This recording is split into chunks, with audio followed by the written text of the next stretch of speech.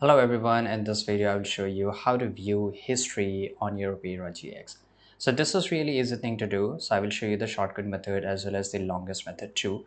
So let's go first of all with the longest method. So on the top right you will see the three lines here. Just go and click on it. So generally in other browser, history section is always available on here, but in Opera GX, the history is available on your left side, right? So this is a setting, right? So I can just go and look for history. I can search for history and it will show me all this, history, right? So I can just delete this and everything, right? So I can just go and check them and everything. But here there's another method which will show you the tabs and everything, which is this one. You can see this clock icon, right? Let me just zoom this if it happens. Okay, this doesn't happen. So if I just go and click on this, it will show me the history. Now let me show you, for example, you can always click on clear browsing data, will be same thing, this one, right? So let's this one here.